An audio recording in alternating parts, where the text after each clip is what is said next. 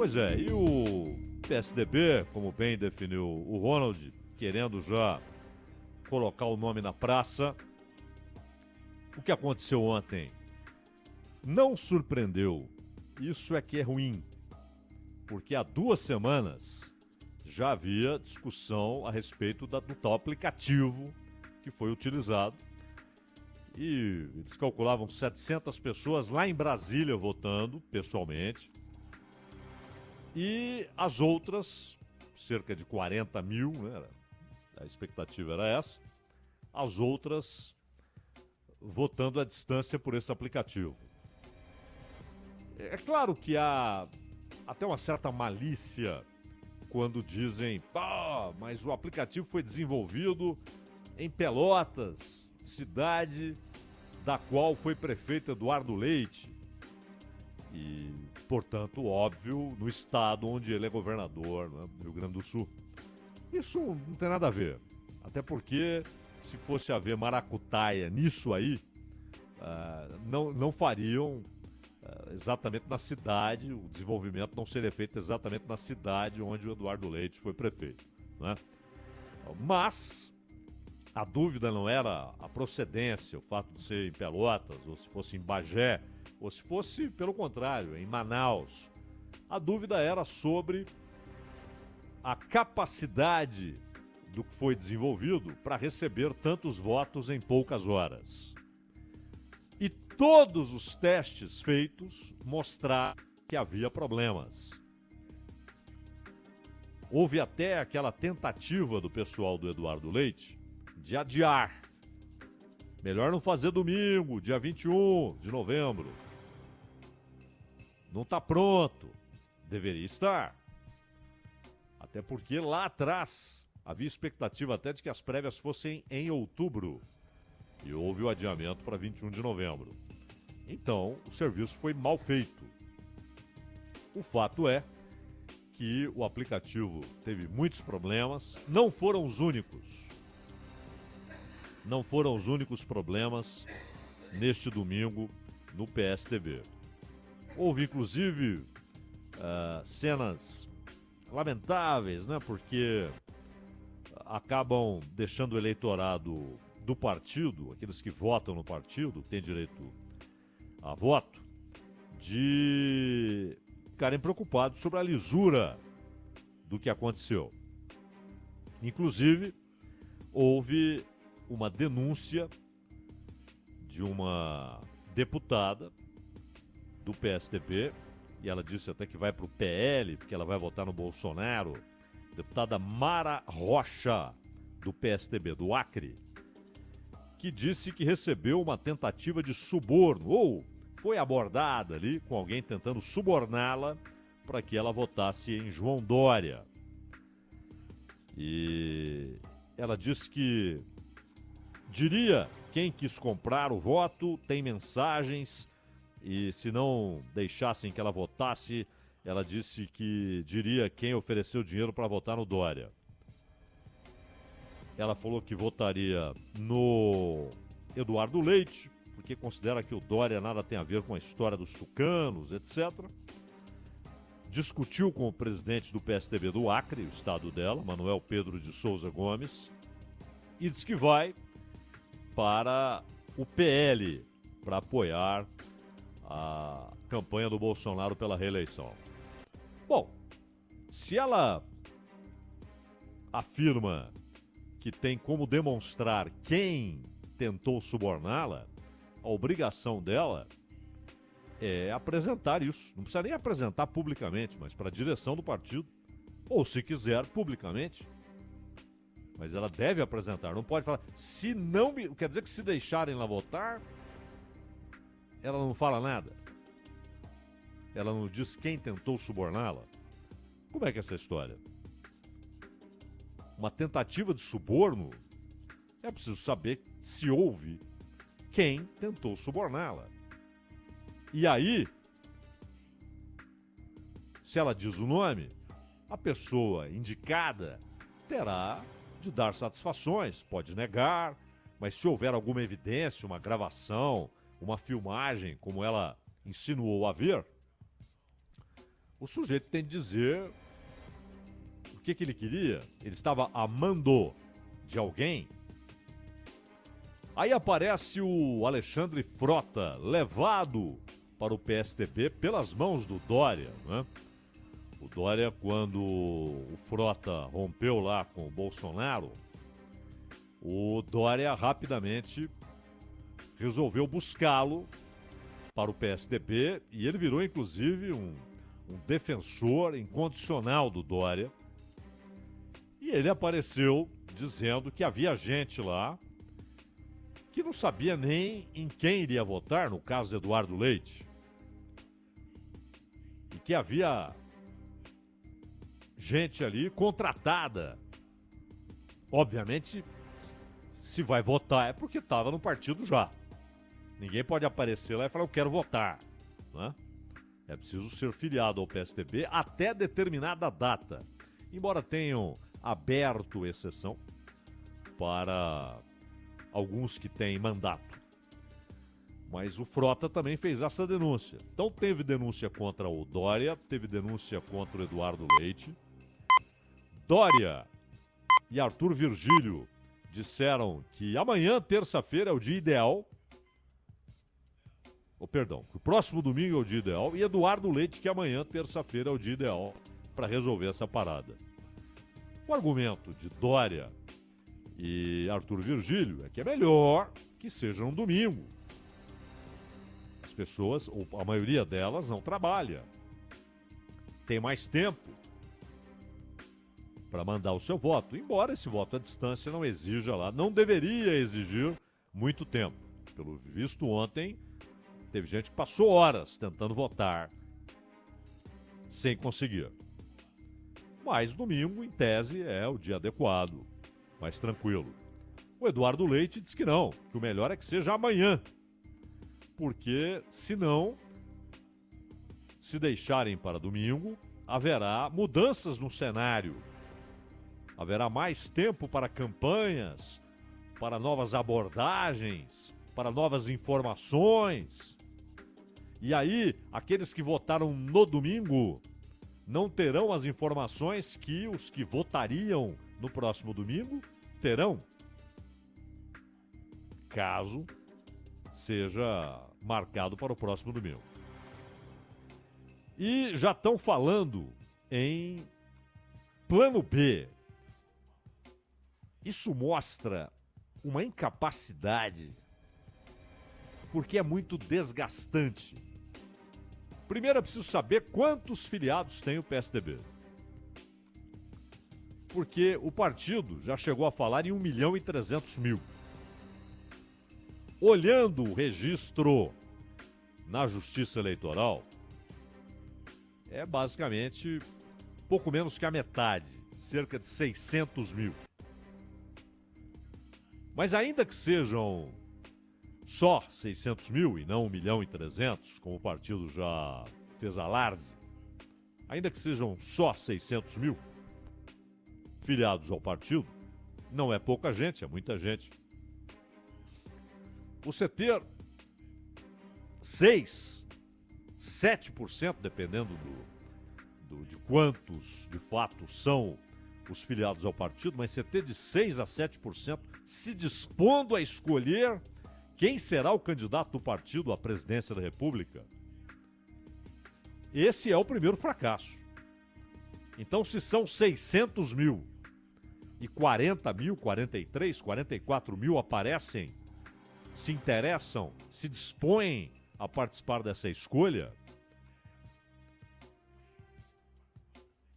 ora, e 94% dos filiados ao partido não estão nem aí? Ou estão achando que esses candidatos não merecem o esforço de tentar votar? Porque é preciso usar o verbo tentar, já que é uma aventura com esse aplicativo. O Dória e o Arthur Virgílio, e na minha opinião corretamente, defenderam há tempos que houvesse urna eletrônica. Urna eletrônica. Ora, na eleição para presidente, não vão lá 100 milhões de brasileiros para Brasília, né? Cada um vota na sua cidade. Cada um vota ali no seu local de votação. Com urna eletrônica. Não é papelzinho, é urna eletrônica. E aí você tem um centro que faz o cômputo, que recebe os registros eletrônicos e diz quem ganhou. No caso de um partido, você pode até estabelecer um sistema de fiscalização com representantes dos 3 candidatos e o voto em urna eletrônica. Não! E aí foi insistência do Eduardo Leite, pelo aplicativo. E nunca funcionou essa geringonça. Em todos os testes o problema estava lá. E chegou no dia da votação, o problema continuava lá. O Eduardo Leite fala em terça-feira. Se não arrumaram esse troço desde a primeira verificação de que havia problemas, vão arrumar hoje, a tempo de ocorrer a votação normalmente amanhã? Parece razoável que seja no domingo. Mas me parece que a ideia do Eduardo Leite nem é amanhã. É dizer, ou é amanhã ou temos de adiar esse negócio. Talvez para fevereiro. Então, desde o início, o Eduardo Leite colocou alguns obstáculos a um processo mais tranquilo, né? Tumultuou um pouco o desenrolar dessa disputa. Agora, o que aquela deputada denunciou, aquilo é óbvio que tem de ser investigado. Ela disse que tentaram suborná-la para que ela votasse no João Dória. Só que ela acrescentou que tinha como dizer, provar, mostrar quem foi. Tem de mostrar. Se é verdade, saber quem mandou. Ou foi um apaixonado pela candidatura do Dória que resolveu sozinho oferecer dinheiro? E se ela não tem as tais evidências ou provas, é cascata? Ela inventou isso? E o que disse o Alexandre Frota sobre pessoas contratadas pela candidatura do Eduardo Leite? É assim, chega, diz e não há demonstração de nada, o partido ignora, dá de ombros, acha que é assim mesmo, ou que é melhor deixar tudo muito quieto, tranquilo, não provocar novos ruídos. Então já há um problema no processo de escolha. Em algum momento haverá escolha. Talvez amanhã, talvez domingo que vem, talvez fevereiro do ano que vem, talvez sem usar o tal aplicativo. Alguma coisa eles têm de fazer. Quais serão as consequências internas? Primeiro, a maioria gigantesca, né? Próxima de 95%, ignorando o processo de escolha. A maioria dos filiados ao partido. Isso é grave. É muito bom que haja prévias. Os outros partidos não fazem. Deveriam fazer. É muito bom que haja prévias. Mas eles não conseguiram mobilizar 95% ou 94% do eleitorado ou do potencial eleitorado dessa escolha, dos filiados ao PSDB, e querem convencer lá na frente 50, 60 milhões. Então, já começa muito mal. E depois, é preciso saber as consequências no dia seguinte à escolha. Seja quarta-feira agora, eu acho que não será, seja segunda-feira da semana que vem, seja daqui a 3, 4 meses. mas haverá um vencedor, um escolhido, para lá no meio do ano ser homologado como candidato do partido. Se for o Dória, o Eduardo Leite marchará com o João Dória? Ou apoiará um outro nome, exatamente usando o argumento dessa fantasia que é a terceira via? Primeiro turno, meus amigos. Apresentem-se todos. O eleitor faz o filtro. Ou escolhe um de uma vez, com maioria suficiente, 51% dos votos válidos, na verdade 50 mais um dos votos válidos, 50% mais um voto, o sujeito é eleito no primeiro turno.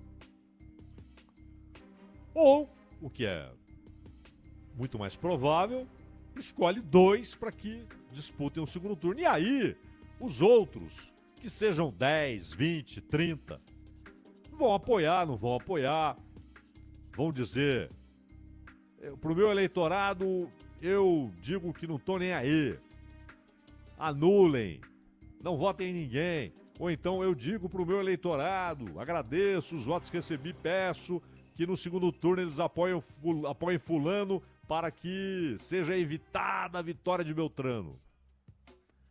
Esse é o jogo. Esses filtros preliminares. Não, vamos nos concentrar no que tem mais chance.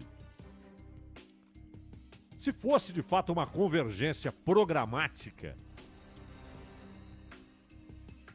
talvez até ideológica, tudo bem, olha, temos 3 candidatos aqui que querem o mesmo caminho, que fazem as mesmas sugestões, que propõem as mesmas coisas.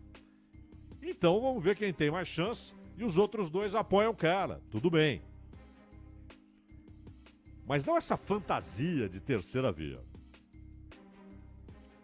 Mas esses são os problemas circunstanciais. O aplicativo, o modo de escolha, a dificuldade para mobilizar os que são filiados ao PSDB.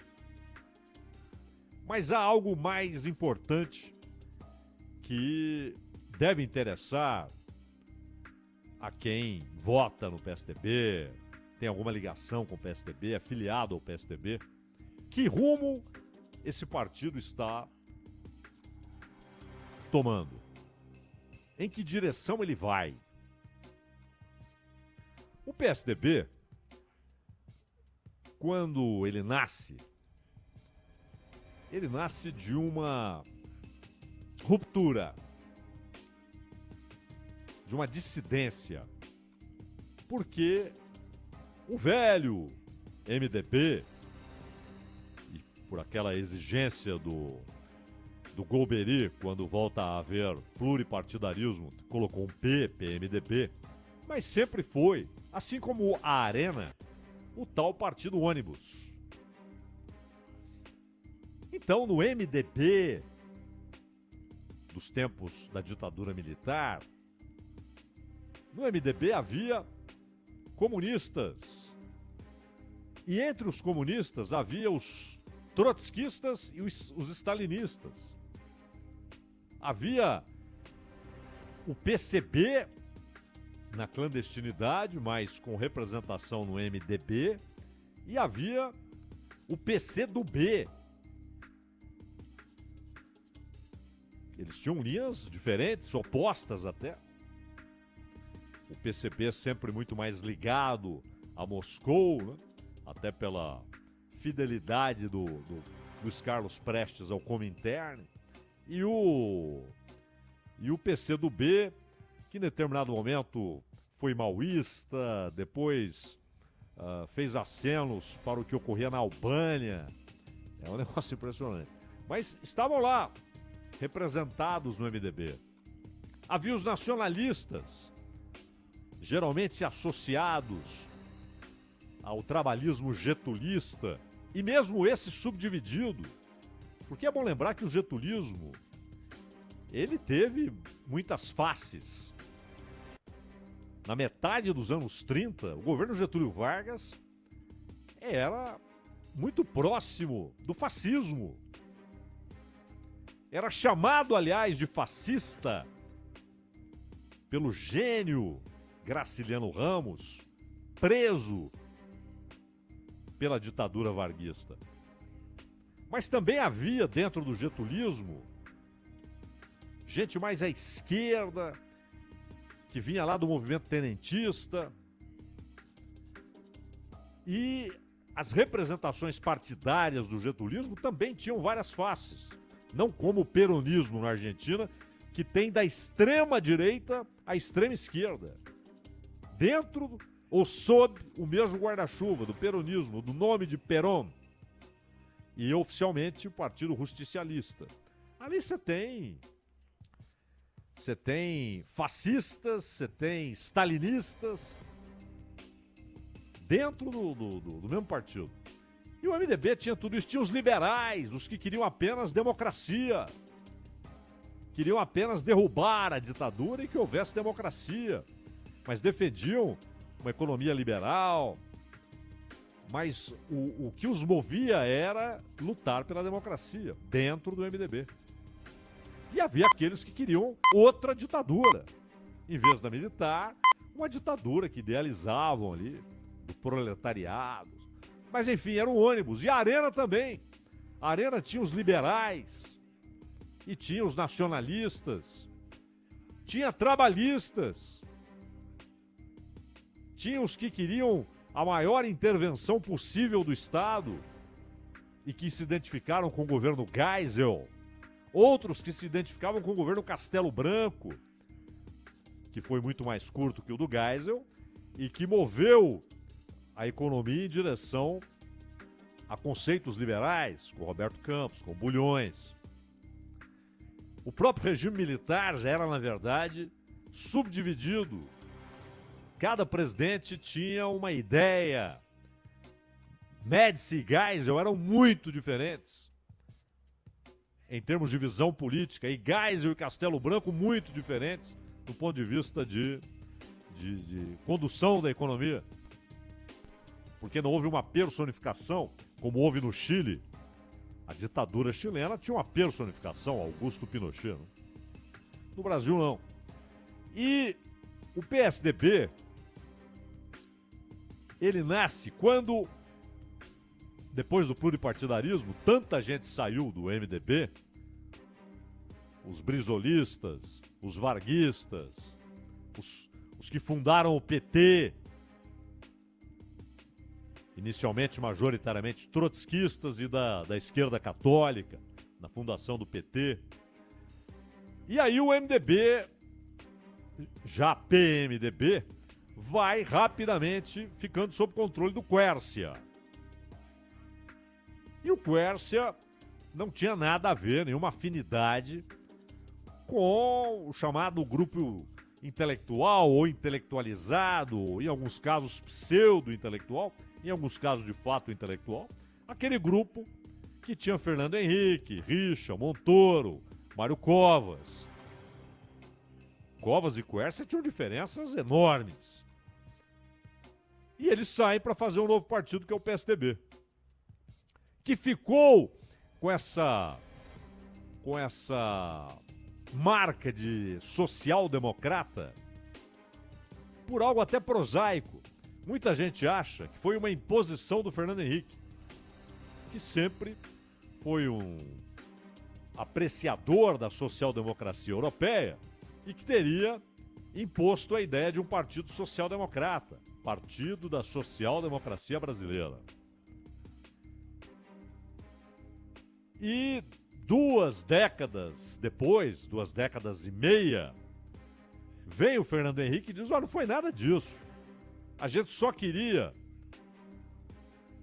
que soasse parecido com PMDB. E aí ficou PSDB. Como é que a gente vai fazer aqui para soar parecido? Pro eleitor, inclusive. Porque era uma época que o PMDB ainda desfrutava um pouco do plano cruzado, que já estava derretendo, é verdade. 88 já era um fracasso notável, mas o PMDB em 86 havia feito um caminhão de governadores. Então a ideia foi algo parecido com o PS, com o PMDB. Isso foi dito pelo Fernando Henrique. Eu ouvi ele dizendo isso. Senão, eu teria dúvida. Será que disse? Eu ouvi. Mas, Fernando Henrique é o primeiro, e até aqui único, tucano a chegar à presidência, e ficou essa margem de dúvida. Ele é um social-democrata? Ele vai tentar construir uma social-democracia? E nada no governo Fernando Henrique, nada aproximava o modelo brasileiro da social-democracia. Nada, nada. Então, o partido cresce, tem candidaturas à presidência, depois do Fernando Henrique, todas elas derrotadas, Serra, Alckmin, de novo Serra, Aécio, perdendo as eleições para o PT, tem uma participação grotesca na eleição de 2018, para quem tinha tanto tempo na televisão e tantos partidos apoiando, foi uma vergonha a votação do PSDB. E já é o período de transição, quando Dória, eleito prefeito em 16, vai se tornando cada vez mais forte. E em 18, 3 governadores só do PSDB. E claro, um deles em São Paulo, portanto com mais visibilidade, com mais dinheiro. Mas o Dória não conseguiu se apoderar do partido,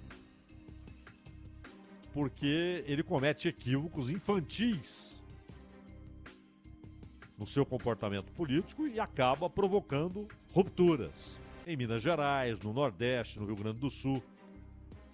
Muita gente se distanciou do Dória. E o Eduardo Leite, ainda muito desconhecido no país, mas virou a opção para aqueles que romperam com Dória. Mas que também teve erros na pandemia, inclusive em alguns momentos dando uma de tiranete, né? Como Dória também. Ambos tiveram seus momentos de tiranete. O Eduardo Leite chegou a dizer o que o supermercado podia vender. Isso é grotesco. Mas o que virou o PSDB?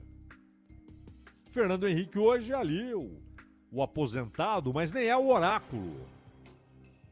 Porque ele não vai muito. Tanto que teve a escolha lá do Rodrigo Garcia para ser o candidato do PSDB ao governo do estado. Inclusive com o ACM Neto, direto da direção do DEM, dizendo que o Dória pisou na bola, que o Dória levou o Garcia para o PSDB para ele ser candidato e com isso desconsiderou uma aliança futura com o DEM ou com a União Brasil, né? DEM e PSL. O Dória diz que entende a raiva, a reação do ACM Neto, mas que não foi ele, foi decisão do Garcia de ir para o PSDB, porque ele via afinidades ali com o seu pensamento político, aquele papo todo. Mas o fato é que ele foi para o PSDB, ontem foi oficializado como pré-candidato, como disse o Ronald há pouco, não pode ainda ser candidato oficial, só na metade do ano que vem. Alckmin foi lá? Não. Fernando Henrique foi lá? Não.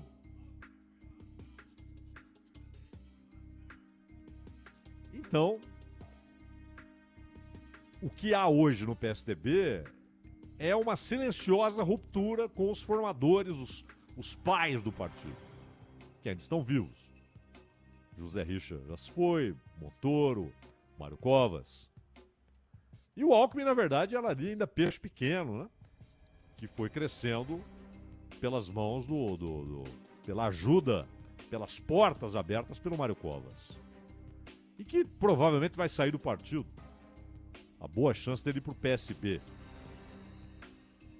Embora todo enroscado, né, nessa ideia de ser vice do Lula e tal, um negócio que muita gente que votou no Alckmin não está entendendo. Muita gente está desaprovando, outros aprovando. Mas enfim, O fato é que o partido, se havia, ainda que só na marca de fantasia, uma ideia embutida da social-democracia, isso ficou, mas lá longe. Além do Fernando Henrique ter desmistificado a ideia de que o partido nasceu para ser um defensor da social-democracia, embora ele pessoalmente fosse, mas o nome, disse ele, era só para colar PSDB parecido com PMDB, efeito eleitoral. E se havia algo próximo da ideia de social-democracia no Montoro, no Mário Covas e no próprio Fernando Henrique, e mais ninguém. Talvez no Richard, o pai, mais ninguém. O que tem a ver Dória com social-democracia? Eduardo Leite com social-democracia? Nada. Aliás, ambos foram apoiadores não do Alckmin, mas do Bolsonaro em 18. Ah, mas foi no segundo turno. Que nada. Que nada. É óbvio que não, né? Já no primeiro turno, a simpatia pela candidatura do Bolsonaro era evidente, até ambos já projetando que aquilo seria útil no segundo turno. E eles usaram isso no segundo turno. No caso do Dória, tudo explícito no Bolso Dória. Então, em algum momento haverá uma escolha, um deles será escolhido, se vai até o fim ou se vai embarcar no apoio a outro nome, provavelmente não, quem ganhar vai querer ir até o fim. Mas o que o PSDB precisa decidir é o que ele é e para onde ele vai. Ronald.